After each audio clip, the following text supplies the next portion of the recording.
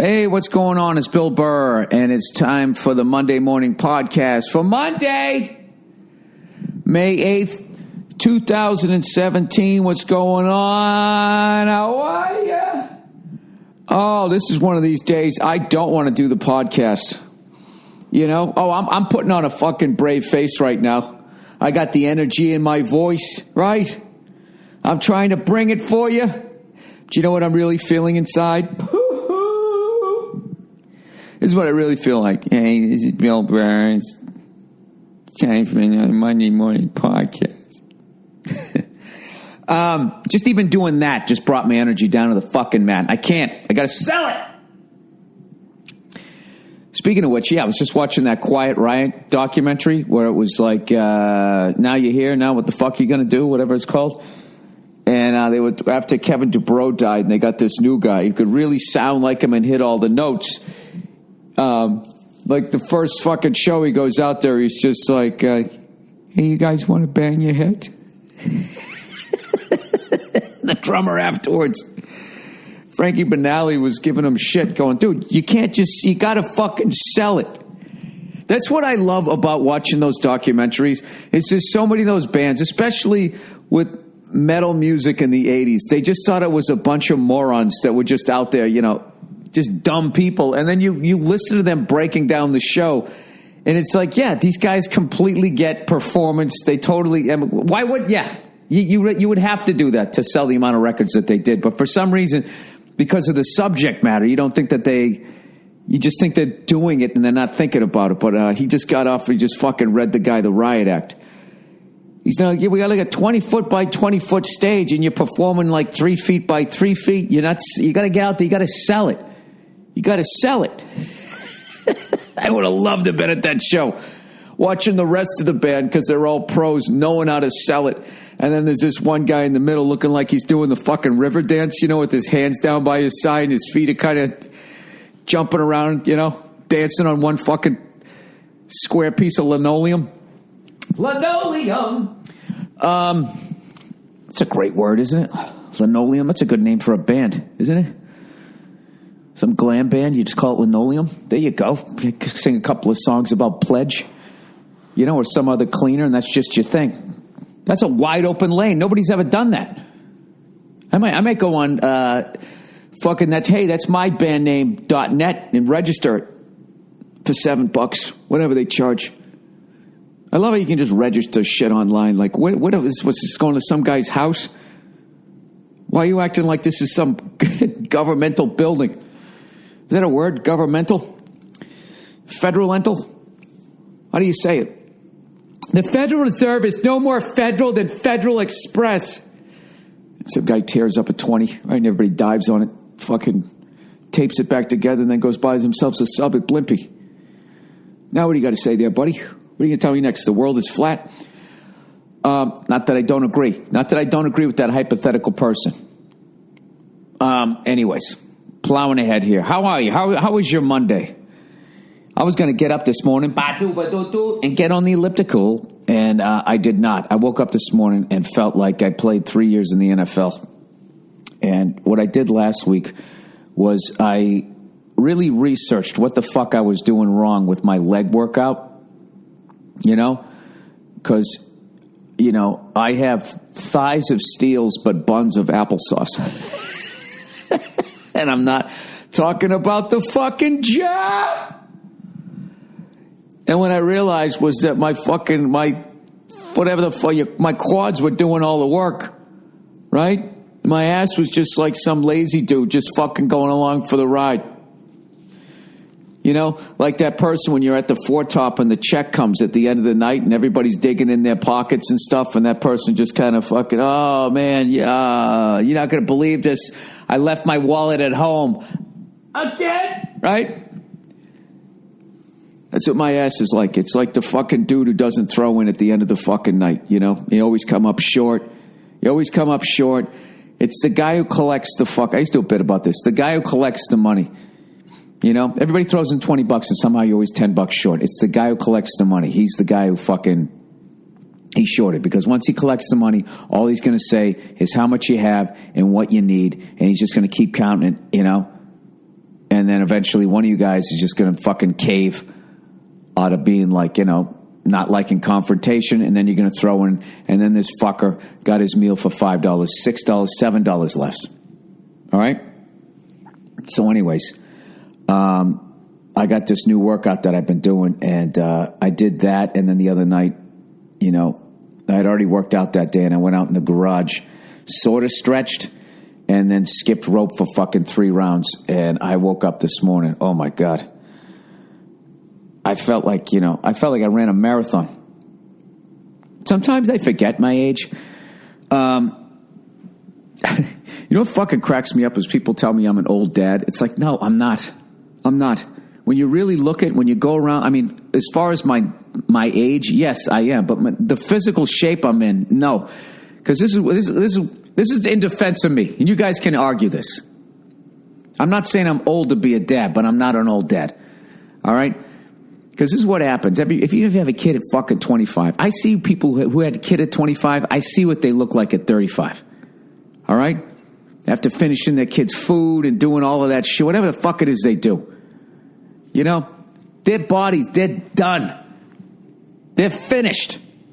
All right? I'm still doing pull-ups. 48 fucking years old. I'll get on a bike, I skip rope, I don't know. Maybe I need a new pair of those fucking Steve Jobs New Balance, the classic old white guy sneakers, which are now those Skechers. That is now the official, my fucking feet hurt, old white guy. Not even old white guy, because those dudes, Shaq and all of them, wear it on, is it TNT or TBS? I always get it confused. Whatever channel the basketball's on. Whenever that one dude gets up and he goes over to the giant flat screen TV, and they're wearing like the suit, and they got the fucking sneakers on, There's nothing worse than the old guy fucking sneakers. All right, hang on a second. I got to hang on. All right, I'm back. I don't know what was going on there. Suddenly it was like I was on a fucking airplane and my nose was closing up. Shit, now I forgot what the hell I was talking about. Oh, I was talking about Skechers? Yeah, that is the official. It's just, it's fucking over. You know what I mean? Like if I was a gold digging whore, I'd go to the steakhouses, where the fucking rich fucking dudes hang out, and that's all I'd be looking for. I'd look for that fucking guy in the Skechers, and I'd be like, all right, this guy's got no fight left in him. You do is bat your eyes at him, and then that's it. Oh, my God. He fucking hobbles over. You're like, wow, those are really interesting shoes. Oh, he's all excited about them. It's like I'm walking on a cloud. Yeah, well, why don't you walk on a cloud over to your fucking ATM? I'm telling you right now, if you're a fucking old rich dude right now, do not get a pair of Skechers. All right? You might as well have a please gold dig me sign on the back of your fucking sport coat. Anyway, speaking of that, I'm fucking worried about, I'm not even going to say the guy's name. There's a fucking guy I'm watching in sports. He's fucking huge now. He's fucking huge. Just can't be that big. Can't be that big. You start getting in those ages, You retire a couple of years, you just blow up. It's not going to be good. I was watching that Quiet Riot thing, as I mentioned, and, they always made it seem like fucking the lead singer, Kevin DuBrow, died under, a mountain of cocaine. And it really wasn't. He had a little bit of cocaine, a little bit of Valium, a little bit of alcohol. And the fucking, the Quincy guy there, the Jack Klugman Quincy guy was sitting there saying that once you get past a certain age, he goes, you can't do that. You just can't do that today. Hey, man, we're fucking ramping it up now. We're slowing it down. Hey, we're going to level it out. Your heart's just like, you know what? Fuck this. How about that? I'm calling the shots now, not you. That's how it goes down. So anyways, getting back to that thing, all these fucking, I'm telling you, you look at any dad 10 years in, 90% of them just going to throw that out there without any research. They're like 30 pounds over fucking weight. All right? I have lost weight since I've had a kid. Yeah, I'm not going to be the fat dad. I'm not going out like that. I'm just not. I'm not saying, at some point, gravity takes over, I don't give a shit. I'm adjusting. I'm not fighting nature. I'm trying to stay in fucking shape, but I just, whatever. Some of my hair started leaving. I was like, you know what? Fuck all of you. I'm out. Just shaved it. Done. What now? What next?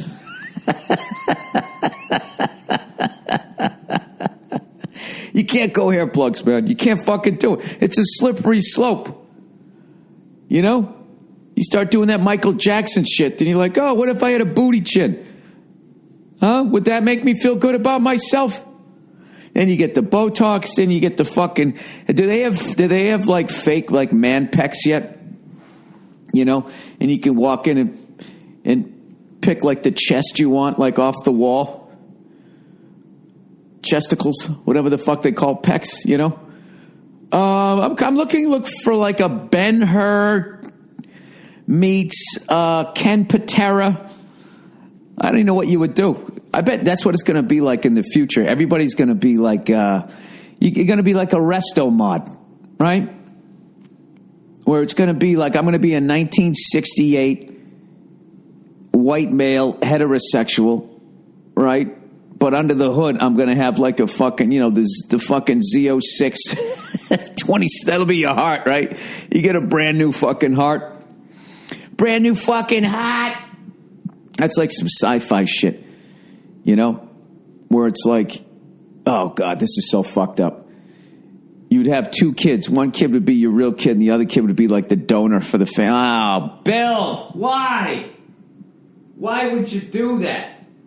No, because you couldn't do that. That's what rich people would do. Rich people, okay, once they have like all the robots around their mansion, this is a fucking movie right here. They got all the robots guarding them, right? And the only reason why they keep fucking people alive is that they need to like harvest their parts. But they don't want the fucking poor people to completely rebel and take out a couple of their robots because it'll probably be the same amount of money as like a fucking F-18, right? So what they'll do is they'll say, all right, poor people, you're allowed to have like, you know, 4 kids. And for every 4 kids you have, like, you know, 2 of them got to be donors or something like that. You know what I mean? So like when I get to the age of, you know, I got to start wearing Skechers, you know, you come in and you fucking take the feet, you know. Ah, God, Bill, that's so fucking dark. I know it is.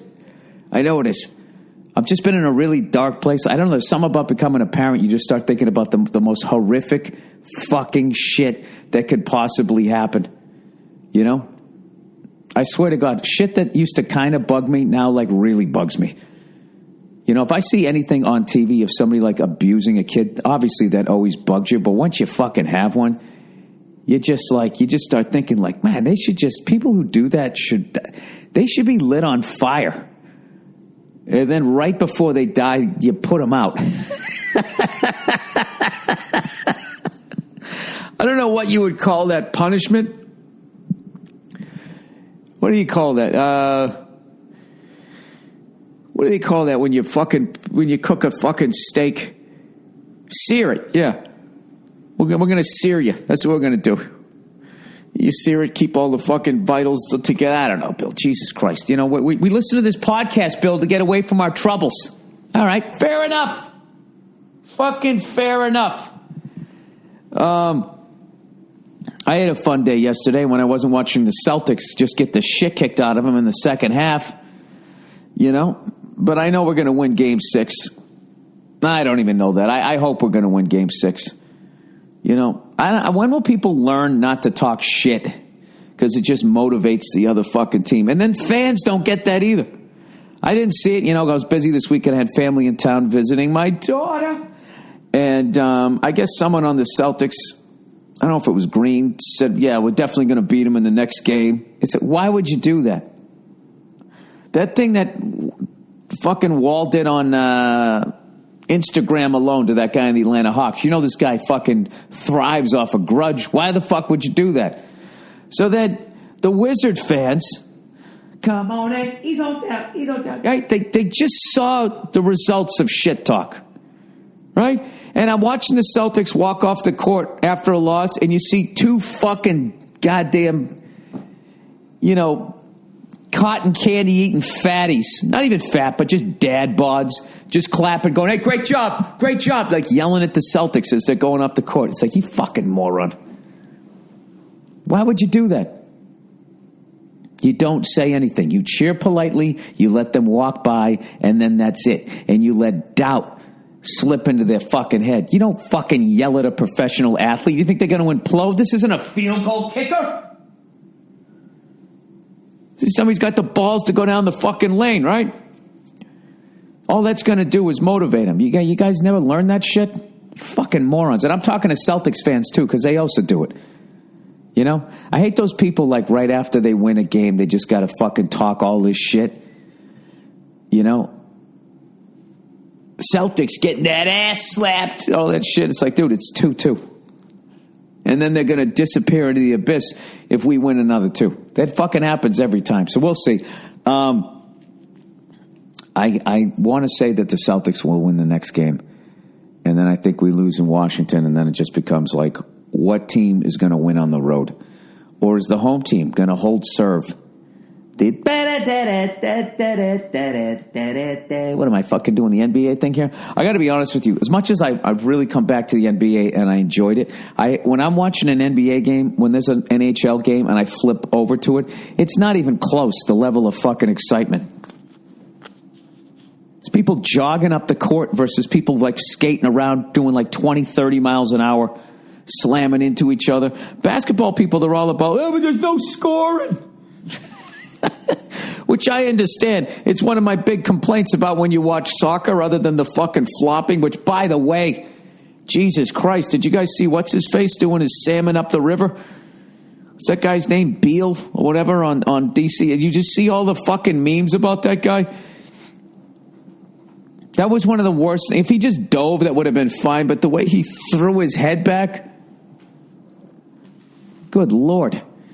Fucking Quiet Riot ought to have him as a front man. He'd fucking sell every goddamn song without a doubt. But I got to admit, hockey's just where it's at. And I also have to apologize to the Ottawa Senators. I was watching that fucking game the other day, and what was it? The Rangers was what was the score? Were they up 4-3? Is that what it was? Scored the fourth goal with like 7 minutes to go, and I'm rooting for the Rangers. Why? I hate New York sports fans. You know, can't stand them. But Ottawa beat my Bruins, so I'm like, fuck it. And I always got like a soft spot for the Rangers because I rooted for them in '94 to win the cup, and that's one of the great runs I ever saw in sports. So I'm rooting for them, right? Plus, I got a couple of friends that are big Ranger fans. So it's 4-3. Gets down to like a minute and change left, and I'm thinking, and I got family coming over, right? I got to go downstairs. I got to fire up the flat top. Going to make some burgers with a little bit of hash browns. I don't do French fries. I go hash browns. I go hash browns on a flat top griddle. I don't like French fries. French fries past a certain fucking age. You can't do it. They just take you down to the mat. It's not the burgers. It's the fries. It's not the pizza. It's the soda. Or maybe it's the combination of the two. That's probably what it really is. When you have both of them, it's just like, it's fucking over, right? So, minute and change. I feel like I'm fine. I go downstairs, brothers over here, couple of Bud Hards, right? I come back in the fucking house, and he's like, Ottawa won. I go, what do you mean they fucking won? How did they win? Tied it up with like no time left, and then they gave me old right there Fred in overtime. Anyways, my apologies to the Ottawa Senators. I just did not believe in them. Evidently, they're for real. And I think they're going to take this series. See what I just did there? It made it sound like I was saying something positive about Ottawa. But any real sports fans knows what I'm doing right now. I'm trying to put a hex on them. The old Ronnie Hextall. No, I'm fucking with you. I keep forgetting the Rangers are like a wild card.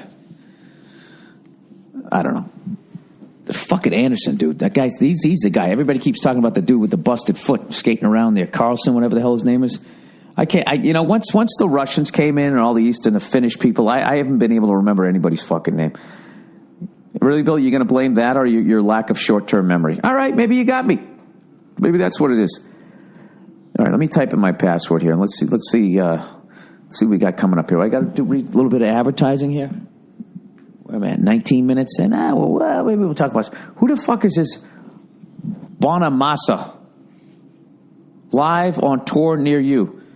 Get tickets now. These shows will sell out. This fucking guitarist, this flyer, has been on everything I've looked at. I don't know what I clicked on. Well, here's the article I clicked on. 2 engaged doctors found bound and slain in luxury Boston penthouse. Suspect in custody after shootout. Who the fuck is that? Just said it's somebody's 39th birthday tomorrow, and I have no idea who it is. These fucking computers, man. I don't know what's going on with them. All right. So two doctors who were engaged. One was 49, right? The other was 39, right? Or 38.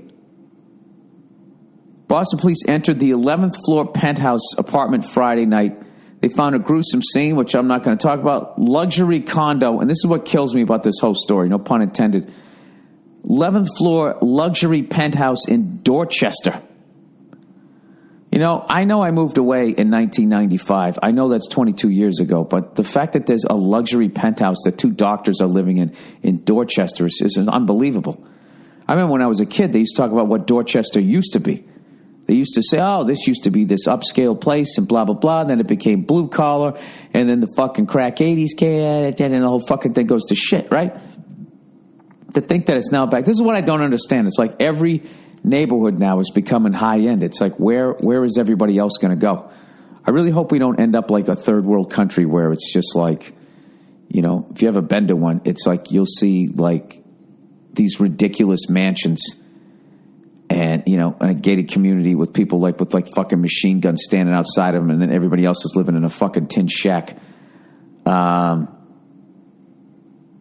don't know. Is that what I was supposed to get out of that story? I mean, obviously my condolence goes out to those 2 people. And they caught the fucking douchebag who did it. Lunatic. Trump's war on science continues with EPA firings. President Trump's war on basic facts continues. But this time you literally end up choking on it. Oh, Jesus Christ. What is it about? Why do Republicans just act like the earth is just, you know, like it's not a finite thing?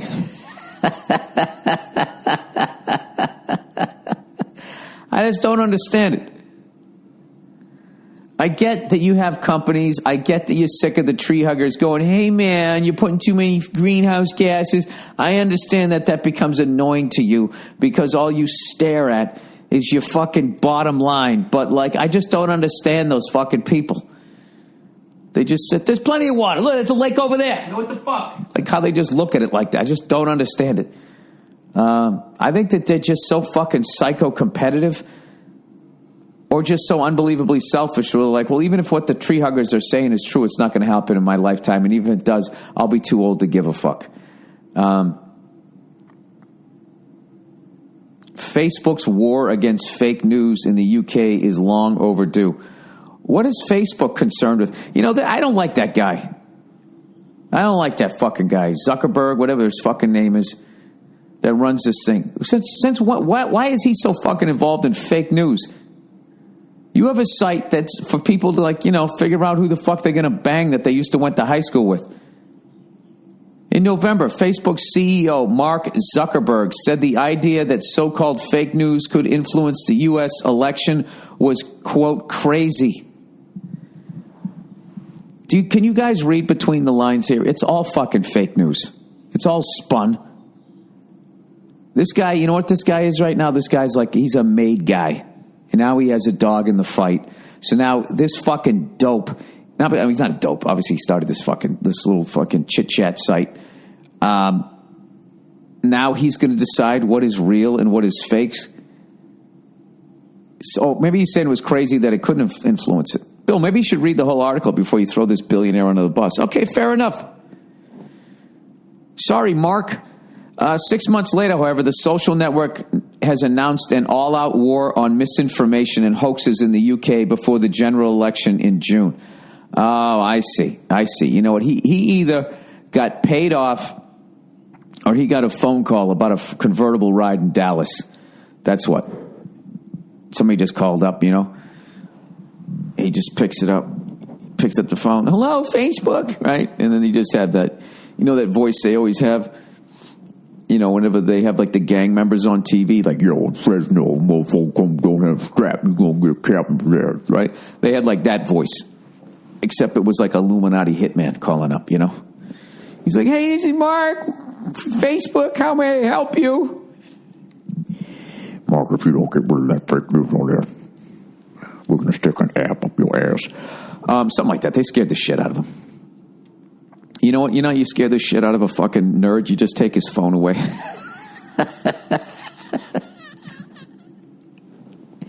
You take his phone away, and then you've threatened to burn one of his superhero costumes, and that motherfucker will tell you anything you want. So now he's having this all-out war on fake news. How do you tell what is fake and what isn't? Everybody's lying. Everybody's a fucking liar. How many lies do you think Hillary and Trump told combined in just one debate? You got two piles of shit. Just say the other one smells worse, right? Isn't that what it is? Everybody's lying. The whole fucking thing, I still don't understand, and I know I always say this. Whenever a bill gets passed, why are they allowed to tag on all these other fucking things? I've never understood. Anyway, 6 months later, he's in all-out war on misinformation and hoaxes in the UK. Oh, that's because they voted to leave the European Union, which probably fucked with the bankers who want to have everybody all unified, all on one currency that they are fucking printing.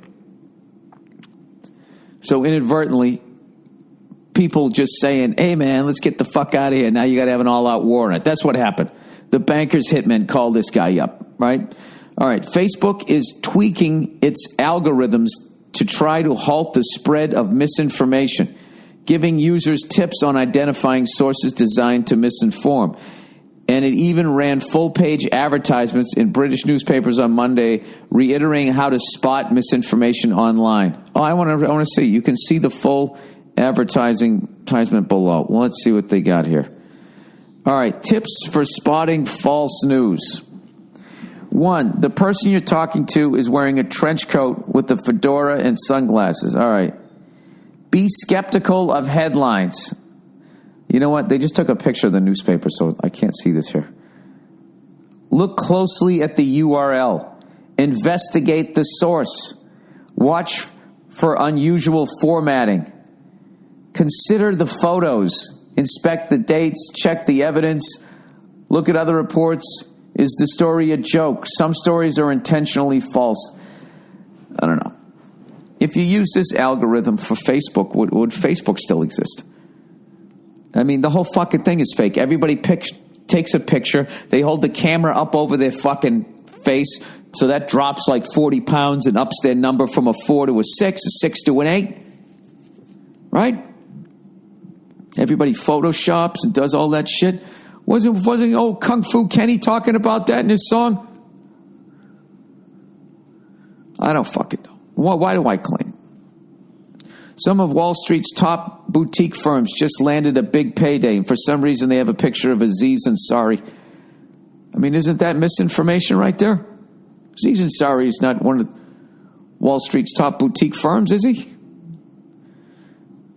That's misinformation. He's a stand-up comedian, as far as I know. All right, I think I've fucking filibustered long enough, haven't I? You know what's funny? When I think of Mark Zuckerberg, I don't think of Mark Zuckerberg. I think of the fucking guy that played him in the movie. And you know, when I look at Mark Zuckerberg, he looks way more annoying.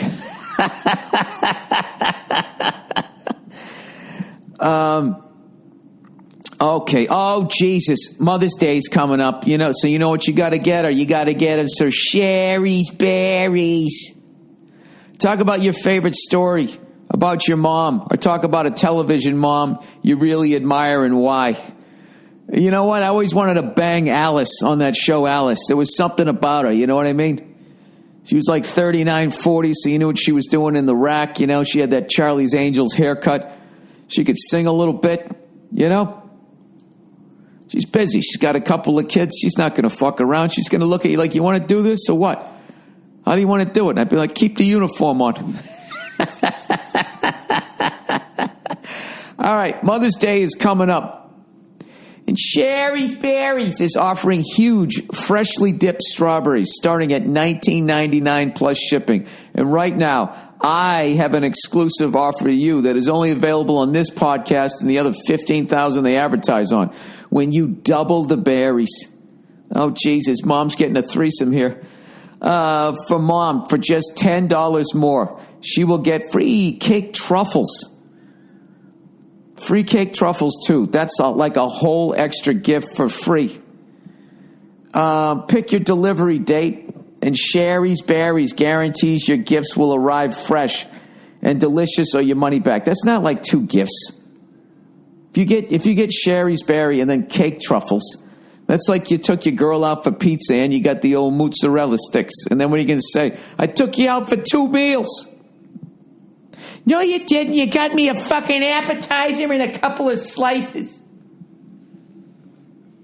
Then you manhandled me in your Chevy Vega. All right.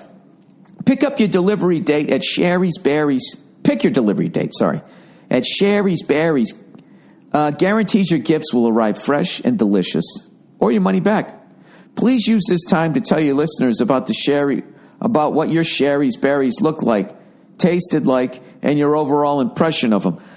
Chocolate-covered strawberries gross me out. I don't know what it is. There's something about them because they're always used in like a sexual kind of way. That was like a cheesy thing when I grew up to have like chocolate-covered strawberries. Then you had like a heart-shaped fucking bed that vibrated, which I also never understood. You know what I mean? Like, who would want to bang while driving over a gravel road at 40 miles an hour? Evidently people in the 70s. You know what it was is they didn't trim their pubes, so they had enough of a cushion. Anyways, you may think you've seen gourmet dipped strawberries before. I never said that.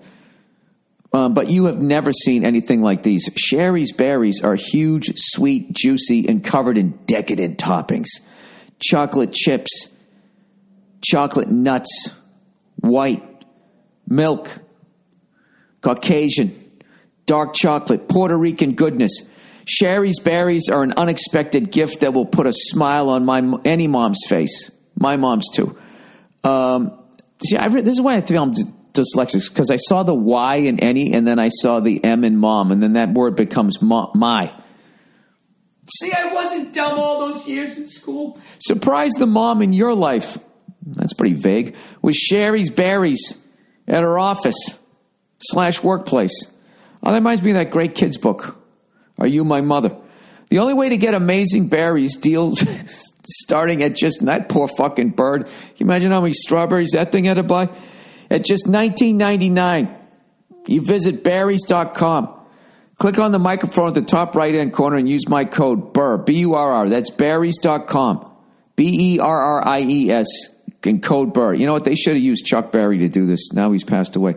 When you click on the mic, the amazing deal won't last long, and Mother's Day is right around the corner. It's this Sunday, everybody. And so be sure to order now. Oh, and after you get her the chocolate-covered strawberries, get her some flowers to apologize for the fact that her hips are going to expand. Proflowers.com, everybody. Talk about what things you still go to your mom/a mother figure for advice on.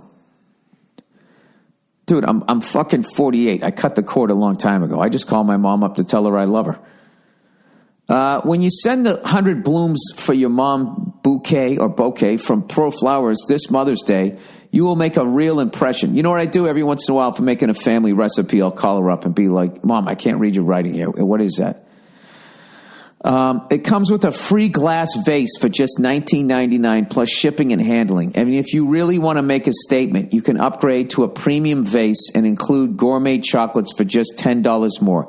Choose the delivery date you want, and Pro Flowers are guaranteed to arrive fresh and beautiful and stay that way for at least 7 days or your money back. Please use this time to tell your listeners about what Pro Flowers bouquet look like and your overall impression of it. Well, I don't have one, so I don't know. I imagine it's an explosion of color, leaving its host, the vase, right? Reaching up to the sun, wondering why its feet got cut off. Mothers love fresh flowers, and Pro Flowers make it easy to send the perfect Mother's Day gift with this huge bouquet. Don't forget all the moms in your life, mom, grandma, wife, and other mother figures this Mother's Day. Jesus Christ, can these cunts make enough money? Any woman walking down the street, hey, lady, are you a mom? Well, you will be. Here's some flowers. The only way to get 100 blooms from mom with a free glass vase starting at $19.99 is to visit ProFlowers. Click on the microphone in the top right-hand corner and use my code Burr. That's proflowers.com. Burr. I thought it was /Burr.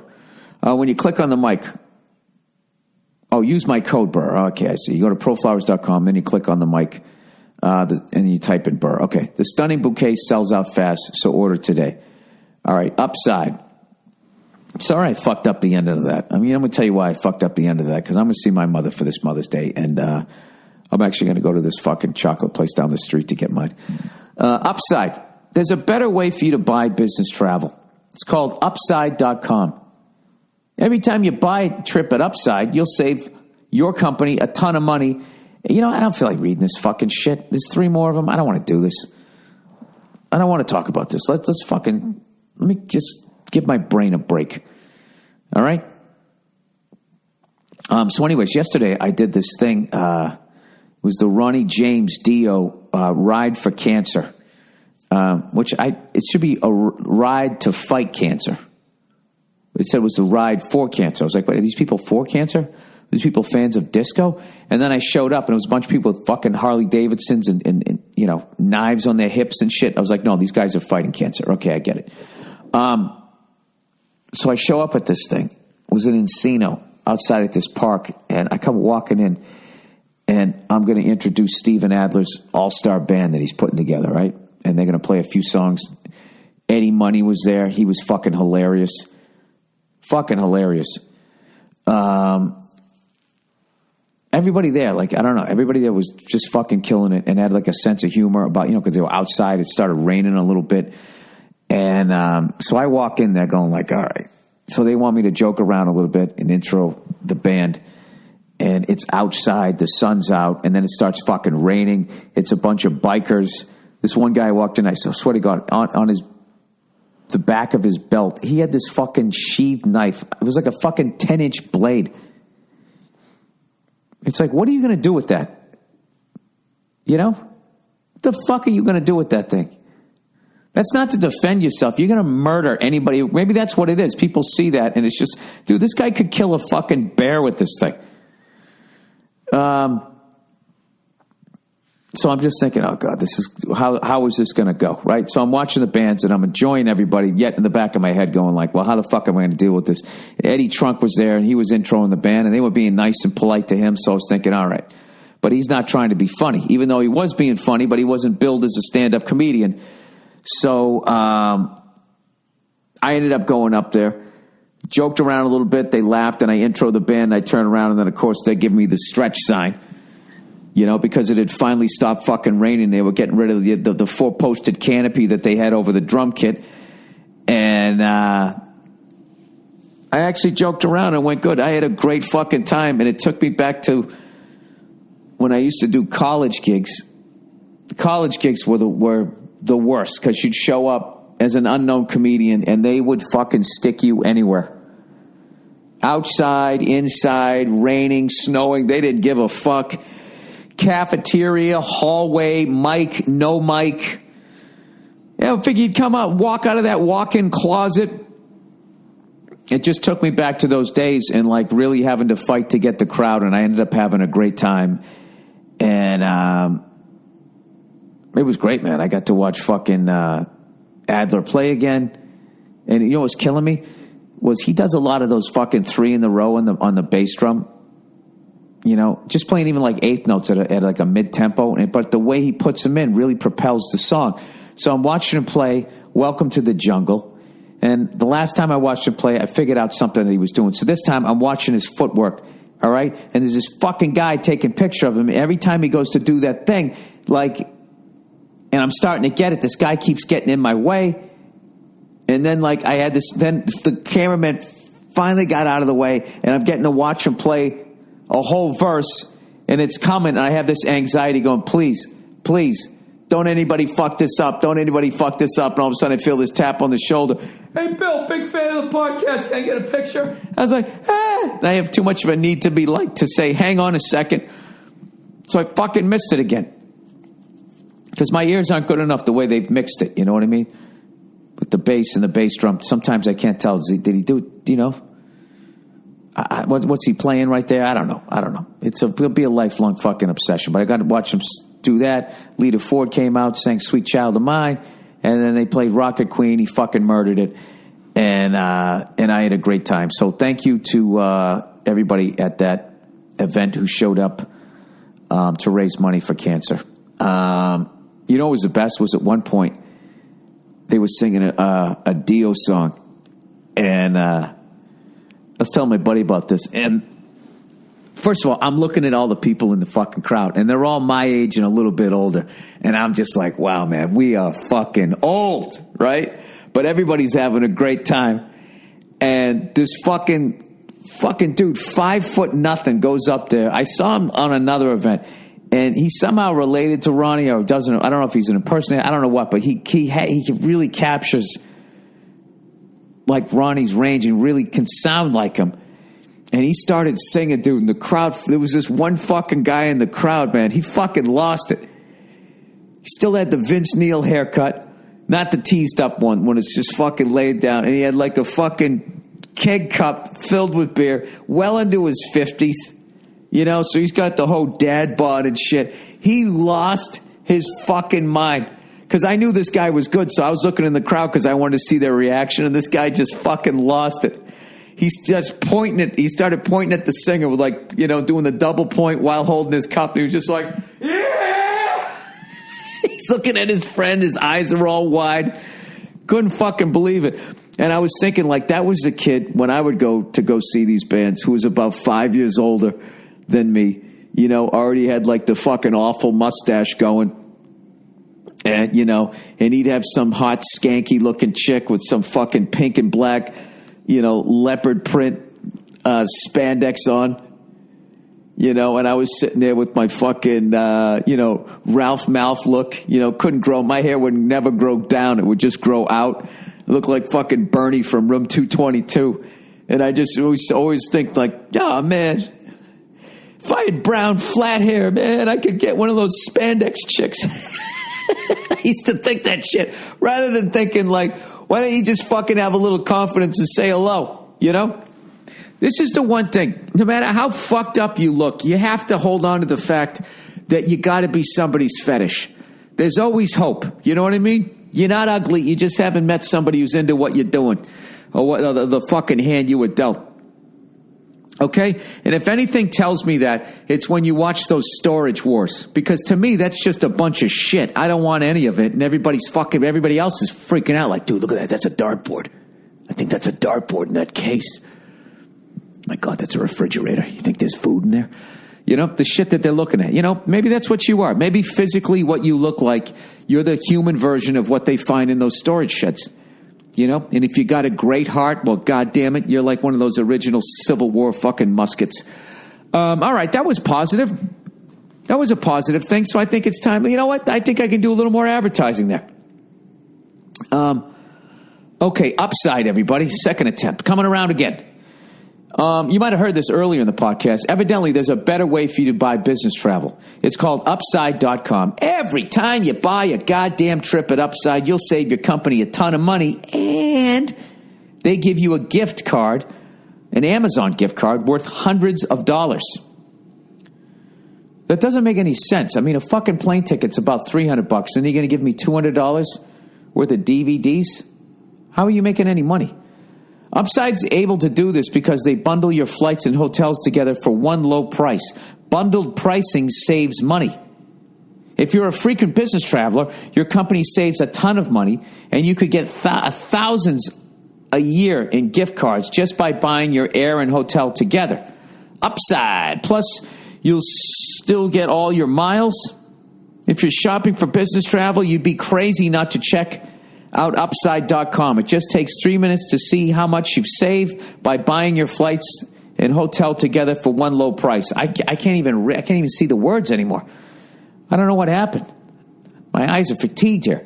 And right now, when you use my name, Burr, B-U-R-R, you're guaranteed to get at least a $100 Amazon gift card your first trip. That's my name, Burr, to get at least a $100 Amazon gift card for free. Save big on travel and get big gift card every time. Evidently, I love Upside.com. Upside.com. Minimum purchase required.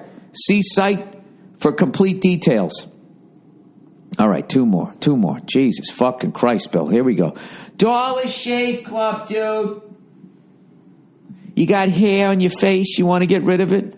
You don't want to spend $1 zillion? Well, Dollar Shave Club is the smarter choice. You'll get a great shave at a great price, conveniently delivered right to your goddamn door. You no longer have to schlep to the fucking store, buy a cheap disposable razors that gave you a cheap shave, or spend a fortune on razors with gimmicky shaving technology you didn't even need. And when you use Dollar Shave Club's executive razor with their easy-to-use Dr. Kavi's Easy Shave Butter, the blade gently glides, giving you a smooth shave. Dr. Kavi's Shave Butter, Dr. Carver's Shave Butter, is transparent for a more precise shave. Helps prevent ingrown hairs and fights razor bumps. Make the smarter choice by going to Dollar Shave Club. For a limited time, new members get their first month of the executive razor with a tube of their Dr. Kavi's Shave Butter for only $5 with free shipping. And after that, razors are just a few bucks a month. That's a $15 value for only $5. One more paragraph. There are no hidden fees and no commitments. Cancel anytime you like. You can only get this exclusive offer at dollarshaveclub.com/Burr. That's dollarshaveclub.com/Burr. Oh, thank Christ. One more. This is like last period, back when I was in school, just staring at the clock. You know, then you find out you got a substitute teacher. Oh, thank God. Thank God I don't have to think for the next 42 fucking minutes. Stamps.com, everybody. I use Stamps.com anytime I'm whoring myself out selling merchandise at the end of my shows. I'm a moron. If I can figure out how to do it, so can you. Stamps save you time and money, which you can use to grow your business. I can mail any letter, any package, just using my computer and printer, and the mailman picks it up. Avoid the hassle of the post office and mail everything from postcards to envelopes to packages, domestic or international. Create your Stamps account in minutes online with no equipment to lease and no long-term commitments. Click, print, mail, shoot, shit, and you're done. Unlike the post office, Stamps.com never closes. Print postage for letters and packages at your convenience, 24/7, 7 days a week. Honey, what are you doing? I'm mailing you, bitch. Keywords/descriptors, convenient, easy, reliable, flexible. I don't even know what that means. Right now, you can enjoy the stamp service with a special offer that includes a 4-week trial, plus postage and a digital scale without long-term commitments. Go to Stamps.com, click on the microphone at the top of the homepage, and type in Burr. That's Stamps.com, enter Burr, Stamps.com, never go to the post office again. Hey, you guys know Al Madrigal, one of the co-founders of the All Things Comedy Network, huh? Now that we're making fucking video content, we got a cooking show coming out, we got a political show coming out, we got this poker game we shot, we got shit, we got investors, it's all going great. Well, listen, Al Madrigal has a new fucking special that is right now, it premiered last Friday night on Showtime, and it is now on Showtime On Demand. And speaking of all things comedy, there's a new podcast out from the wonderful Nick Youssef. It's called Nick America. Nick interviews people of all backgrounds about what makes them American. This week, he has comedian Fahim Anwar. Subscribe and listen on iTunes or SoundCloud on the All Things Comedy page. All right, let's get into let's read some shit here for the week. All right, let's some questions here. 95-year-old hockey player. Hey, Billy Pucknuts. I saw this video and thought you'd get a kick out of it. Maybe it'll even motivate you to get your old red tits out there and keep playing hockey. I want to, I just don't have time. It's amazing how much good you can do to yourself just by staying active. Anyways, here's the link and go fuck yourself. P.S. Thanks for making my work days crawl by a little bit faster there, dude. It means a lot, kids. Anyways, yeah, I watched this. This guy's 95 years old. He's still playing pickup hockey. Obviously, he's not flying around out there, but That's another reason why hockey's great. It's one of the greatest old man sports ever because you don't have to run around. You're just gliding. It's great cardio. It's phenomenal. Oh, man. In the spirit of that guy, I got to get back out there and play. I have not played since I played in like September or October of 2015. I didn't play once last year, and I've yet to play this year. It's hard because we get ice time late at night. And, I got the kid now, who, by the way, I'm telling you, late at night is in the morning and late at night are my two favorite times. When she just wakes up and she's just looking at you and she's just talking all this gibberish, smiling and all that. And then late at night when she gets all fussy and everything, when me and Nia just sit there and totally like engage with her, she's just like the look on her face, just completely enamored. You got to understand, obviously you just heard me read out loud, so you know how fucking dumb I am. So to have another human being looking at you like you have all the answers, it's fucking unbelievable. And then there's fear creeps in where you're just like, what's going to happen the day she realizes I really don't have any answers? Honey, let me introduce you to the world of going with your gut. All right, fear of driving. Hello, Billy Boy. I hope the day is treating you and your family well. Well, thank you. Well, just like the title says, I am completely terrified to drive a car. By the way, that guy just went totally different. Rather than calling me an asshole, he actually said something nice. I'm completely terrified of driving a car. I'm 21 and can't drive worth a shit, and I've been lucky enough to have a family that takes me to my college for classes, which is thankfully is close by. Are they helping you or enabling you? The problem is I need my license. It's the last thing I need to truly be independent. The problem is that when I get behind the wheel to practice driving, I tense up. Every horrible outcome pours into my stupid brain. What if I make a mistake and get someone killed or accidentally hit a car full of kids and kill them? I would not be able to live with myself, so my brain just goes into hyper mode and I just start getting jittery and really sweaty. I don't want to be this loser anymore, Bill. Any advice? Yes. Drive on Sundays. All right? Drive to an empty parking lot. It's hard to find them nowadays because nobody really, gives a shit about those old Puritan laws. Back in the day, when liquor stores and everybody, like Sunday was a day of rest. So I learned how to drive. My dad used to take me down to the South Shore Plaza in Braintree, Massachusetts on Sundays, and I learned how to drive on a 78 Chevy Chevette 4-speed standard transmission. I actually took my driver's test on a stick shift, and he used to do that with all of us. He'd take us down there. You got to a certain age, he'd just take you down there. He'd teach you how to drive, and that was the way to do it. So what I would do, if I was you, is I would go down there, have your parents drive you down there, and just drive around an empty parking lot or drive down like a quiet neighborhood, and you just gradually build more and more confidence, and the only way you get over something is you got to face it. So this is what I would do, right? I would just go down there. First time, you just drive around there in the car the whole time. All right? The next time you do it, you drive around, and when you got 10 minutes left in the driving thing, you just tell your dad, hey, Dad, why don't you just step out for a second? And just the same thing I did last week when I got back into flying the helicopter. I took 2 lessons. One, I rode, I was with the instructor. The next time, once again, I was with the instructor. And then at the end of the lesson, I asked him to step out, and I flew it around by myself. Gives you confidence. Yeah, my palms were sweating. I was nervous, but, that it's really a metaphor in life, dude. You kind of got to face this type of shit. So, if I was you, considering you have such a fear, no pun intended, I would totally steer into this.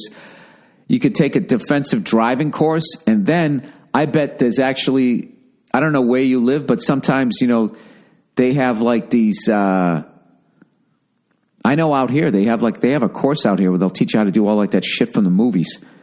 Like spin the car around. Why don't you go from being totally terrified to just becoming a fucking expert?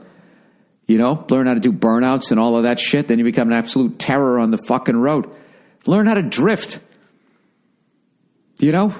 Just master the shit as much as you can, and then driving down the street will be a joke. And as far as like killing a bunch of kids and everything like that, the level of technology nowadays with like the airbags and all that, you don't sound like you're going to be driving super fast. So the worst thing you're going to do is just crumple up some fenders. That's all. But you can do it. You just get out there. So just baby steps. Baby steps. That's all you got to do. I'm flying again this week. I'm flying on Tuesday.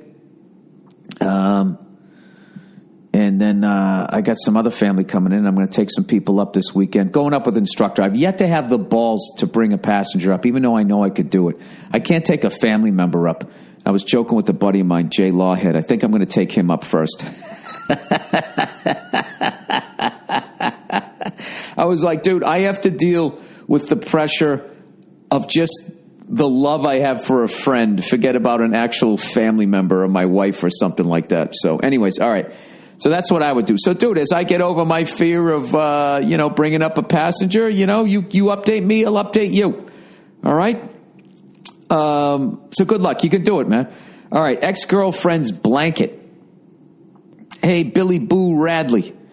I have a question for you. My ex-girlfriend's grandmother made me a blanket for Christmas, and I kept it after we broke up. We broke up a little over 6 years ago, and my current girlfriend and I have been together ever since. We just had our 6-year anniversary and are talking about getting married. My ex just got married last week and brought up the question of the blanket. Wait a minute. You broke up with this woman 6 years ago. You still have the blanket. She just got married. It's 6 years later, and she just brought up the question, meaning you're still in contact with her?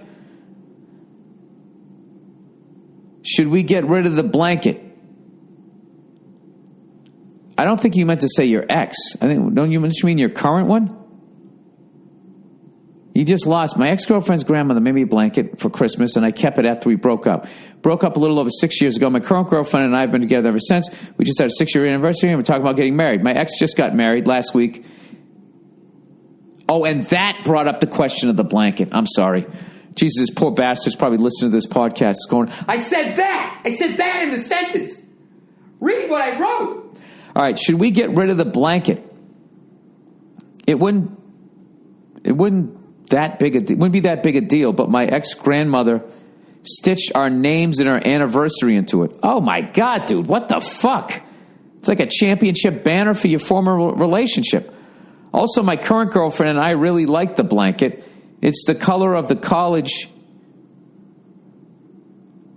where my current girlfriend and I first met, and we have a lot of memories having Minnesota blizzards under the blanket. Dude, this is so fucking weird. Your new girlfriend snuggled under a blanket with your name and your past girlfriend's name and with your anniversary date on it? My current girlfriend is from California, and these were some of the first blizzards she had seen, so it was a special experience for her. What should we do with the blanket? I think you should keep it, you fucking weirdos. I don't have any advice for you. This is the weirdest fucking shit ever. So my ex-girlfriend just got married last week, and that brought up the question of the blanket. From who? You both seem to like it. Jesus Christ, why don't you make a voodoo doll of your fucking ex-girlfriend and spoon with it between the two of you and have a threesome? We would appreciate your advice as we are both fans of the podcast and your stand-up. Thanks, and go fuck yourself. Yeah, you guys are fucking bizarre when it comes to that. Jesus Christ. Why don't you just put in a fucking sex tape you guys made? Maybe I read it wrong. Maybe I was being too harsh. I apologize, but that's just fucking weird. Dad kicked off Delta flight.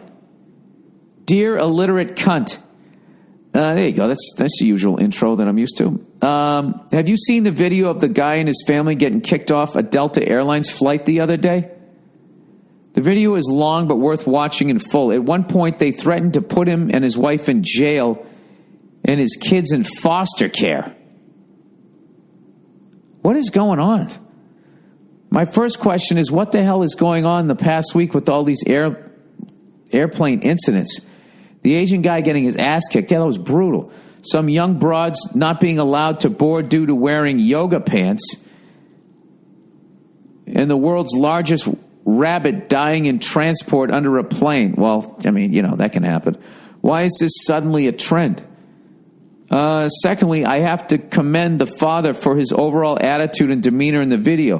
While watching, I couldn't help but wonder how it all would have went down if an angry East Coast father were in this guy's shoes. Can you imagine an angry father driving to the airport with his bitchy wife and whining toddler, searching for parking, getting the car seat out of the car, pushing a stroller through security, hauling your shit all the way to the gate, boarding, and then being told they sold your seat to someone else and you either have to hold your kid the entire flight or get off the fucking plane?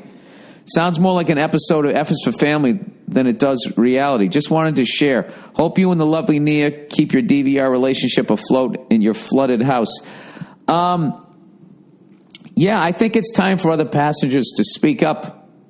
Everybody just sits there silently as they yank these people off the plane. I don't understand why, it's like, yeah, we sold this to someone else. It's like, you also sold it to me. And I have my receipt, my ticket, and I'm on this flight. So you're trying to say that someone else is more important? What I would do is I would sue the fucking shit out of that airline. They need to be sued. Because it's their fuck up and they're making it somebody else's. They're making it the customer's fault. And the level of trauma that they're bringing to people. Like right now, you know something? Why don't we all just fire off angry fucking letters to United and Delta? Why don't we get organized? If anybody can send me the link where to do that, the problem is if they're all fucking doing it, then where do you go? You go to Southwest. Southwest hasn't done anything like that, have they? American hasn't done it. United's done it. Delta's done it. So fuck both of them. Fuck both of those airlines. Till they learn how to treat people right. And Jesus Christ, and they learn how to count. How many seats you got? How many tickets did you sell? Well, there you go. I don't know, man. The problem is that they're an organized entity and that the passengers are not. I remember that flyers' rights thing was going down a while ago. Can that thing be revived? And when they start to yank somebody off with their fucking children, I mean, no one wants that to happen to them. That shouldn't. You shouldn't be able to bully people like that. If you make a mistake as an airline, you should eat the cost instead of passing it on to everybody else. Like to have security go down there. If they ever do that to me, I'm going to be like, I'm not leaving. I'm not leaving. If you physically remove me from my seat that I paid for and I have the receipt, I've done nothing wrong. I'm not a threat. I'm ready to fly. I'm going to sue. I can't say the living shit. I'm going to sue you guys. How do they at least give them miles? Do they do anything anymore? I don't know. Corporations they're a fucking disease. They're completely out of control and they have the only thing they have sympathy and empathy for is the bottom line. That's all they care about. And if you work in those worlds, I understand if you're on the lower levels, you're not about that. But in those upper levels, you guys, I don't know how you do it, but you guys, you're pieces of shit that you could do that, If somehow that ever happened at one of my comedy shows, there's no fucking way I'm letting that person get kicked out. There's no fucking way. Find a chair. Fucking let the person sit on the side of the stage. There's chairs on the side of the stage. There's always, for the union guys, I'd get one of those chairs and hand it to the person. Let them sit on the side of the stage, take a picture. When you fuck up like that, it's up to you. They're doing the exact opposite of what they should be doing. Don't kick the person off. Whoever you fucked over, you give them whatever you have to give them in the airport. If they have some sort of, place they have to be, you got to figure out how to get them there. Offer enough to people. There's going to be some single dude who's got nothing to go home to other than a fucking futon. Just be like, dude, we'll get you a 12-pack. We'll give you 30,000 fucking miles. I mean, what do you give a shit? You're a fucking multi-million-dollar. There's a way to do it. If I was running an airline, it would just, I'd have a guy come on dressed like a fucking game show host. All right? And be like, I got cash in my suit pocket. have a couple of hot chicks dressed like bunnies, that'll fucking walk you down, Or if you're gay, you're a gay dude, have a couple of fucking shredded, tanned up guys, shirtless, whatever the fuck you want. It'd be the greatest walk you ever had up to fucking tarmac, Give you a stack of cash like fucking Henry Hill, Why don't you do it that way instead of coming down fucking all knees and elbows and gorillaing somebody off a fucking plane? It's so stupid. All right, boyfriend troubles. Hey, Bill, I was wondering if you could help with issues I'm having with my boyfriend. He's really sweet, but sometimes too sweet. Oh, Jesus. He's too submissive, and I wish he could be more dominant. All right, okay. He would give up his seat? Is that what you're saying? I don't know how to bring it up to him without hurting his feelings. I really want to do BDSM, bondage sadomasochist. Wait, the screen just went out. Rape role play. But every time we try it, it never works. How can I toughen him up? Oh, my God. That's a fucking sketch right there. He's too sweet. He's a sweet, nice guy, and you want to do that with a sweet, nice guy? Hey, don't move or I'll bop you on your head. Honey, you got to speak a little more firmer than that. I will bop you on the head. Stop saying bop. You're drying me up. How can I toughen him up? You know what? You can't. You can't. What you're looking to do, you can't do with a person like that. You just got to understand that he's a square peg trying to fit into a round hole. No fucking pun intended. And I don't know. It's like that whole sex thing. You gotta you gotta vibe with each other. If the vibe isn't there, especially with something like that, I mean, that's gonna be it's gonna be the most awkward thing ever.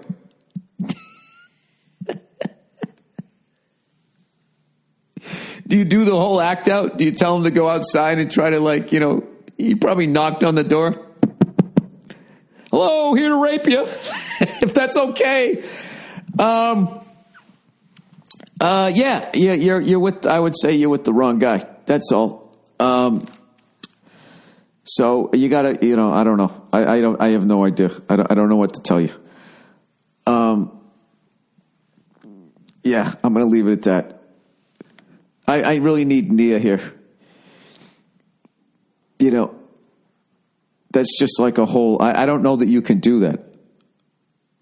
Is there any woman out there? Have you been able to, because I got to tell you from the other side, when back in the day when I was a single man, glory days, they'll pass you by, glory days. In the wink of young girls. What I would do, well, I guess you've already done this, so it's not working on it. What I would always do when you were trying to get a woman to not be so, because it was really with a lot of women, they're super self-conscious. It's not like they don't know what they want to do or want to try. It's they're so afraid of how a guy that they actually like is going to judge them. So what I did was I would just create this environment where it's just I'm not going to judge you. I don't, whatever the fuck you want to do. And I really believe that. I mean, just I don't judge anybody, whatever the fuck they want to do. If that's what you're into, go ahead and do it. As long as the other person is also into it, that's fine. So you had to create this environment where they weren't afraid to say what they wanted to try, which I used to say you were drawing out their inner whore, which is still judgmental. You really want, what you're doing is you're freeing them up. It's like freeing up as a comedian. You just sort of leave your act behind. You just, you bomb a little bit, then you get relaxed, then you're fine. Trying to free yourself up on an instrument, I imagine, is the same way. There's no difference. Same thing in the bedroom. However, what the fuck is that noise? Is that my phone? Oh, yes, it is. Oh, Jesus Christ. Anyways. All right, I got to get off the phone here. So, there are certain people, they don't have like what you're looking for there, this person probably doesn't have it in him. So I don't know what to tell you. But I mean, if you haven't done anything else, you kind of started way down the fucking road. You know what I mean? Jesus Christ, just have him slap your ass a little bit. I mean, fucking baby steps. Go rent What About Bob? Learn about baby steps, and maybe you could gradually, take this sweet, innocent person and turn him into a fucking deviant. I have no idea. I don't know what to tell you. Unfortunately, Nia is still sleeping downstairs, so I don't know. I don't know what to tell you. It's been my experience that, I don't know. If someone's not into it, they're not into it. You just fucking leave it at that, right? Isn't that what it is? Jesus, this is awkward. All right, that's the podcast. That's the podcast. Go Celtics. How about the fucking Predators? First ones to advance to the conference finals. Meet me in St. Louis. Blues go home cupless once again. 50 fucking years, no cup. The Edmonton Oilers coming back after that brutal fucking loss in overtime. Jesus, was it going to be Edmonton and the Predators? Was it going to be the Ducks? Oh, God, I don't know. I just could never get over. I've never forgiven them for being owned by Disney and named after a kid's movie. The Mighty Ducks. Maybe if they still had the fucking intestinal fortitude, as they always used to say in wrestling, to still call themselves the Mighty Ducks. The fact that they got rid of the Mighty, It's like they're trying to run from their history. It's like KFC. You're Kentucky Fried Chicken. Stop trying to fucking lighten it up. Wait a minute. Who the fuck is left? Yeah, I still think the Penguins are going to do it. Crosby's come back. Seems to be all right. I think the Pens got it. And I can say that having watched 10 games this year. All right, go fuck yourselves. I'll check in on you on Thursday. All right.